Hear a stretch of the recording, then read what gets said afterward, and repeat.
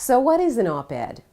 It's a short, accessible, persuasive commentary on a timely and important issue written by somebody who has an informed opinion. For example,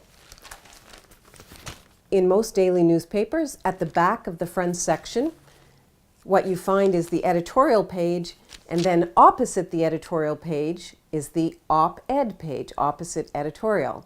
People also refer to op-ed as opinion editorial, and it's true that op-ed pieces need to have a really strong and informed opinion. On the op-ed pages, you find not only columnists who write regularly for the newspaper, but also commentaries by members of the public who are expert in their fields or have an informed opinion on a particular issue, who are able to submit their commentary for adjudication by an editor and often be included in the pages, having an opportunity to weigh in on an issue of the day and provide insight and analysis that wouldn't otherwise be available. What qualifies you as an expert? Your relevant education, what you're studying, your title and affiliation if you're associated with an organization or an institution of some kind, your personal or professional experience in an endeavor or field or related to a particular issue, your relevant research and or publications, and any recognition or awards. These can all be used to define and assert the fact that you have a more informed opinion on a particular topic than most other people. One of the reasons that we encourage those who wish to influence and shape public opinion or change public policy to try and do so through the use of an op-ed is because writing a commentary allows you to reflect and consider every word that you want to put into your argument. You're able to have time to think about how best to address the concerns and persuade people who might not already believe as you do. And it also gives you control over what gets disseminated.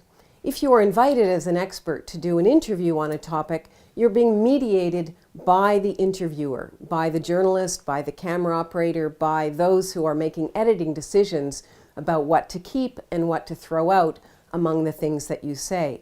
But when you write an op-ed, you get to choose and control every word in the piece. You have the opportunity to educate people, to challenge misinformation, to alert them to issues that they may not have been aware of as being important previously. In the process, you're able to position yourself and your organization as a reliable source of information on that particular issue. You raise your own profile, and I've found as an activist, it's made it easier for me to attract funding for the projects that I believe in, to get people to return my phone calls, and it's often led to other opportunities that would not have come my way if I hadn't had a public profile by speaking out on an issue that I knew something about. What's important is before you actually sit down to write the op-ed, is that you identify the place that you would like to ideally see it published. So you become familiar with what content they've already included on that topic, and you understand the parameters and the style and the word length considerations that they have. The last thing you want to do is invest a whole day writing a commentary or an op-ed and submitting it and then being rejected because instead of submitting 600 words, you sent them 900 and they're just not going to find space for that. So really important to decide in advance where you imagine you would like your intervention, your commentary, to appear.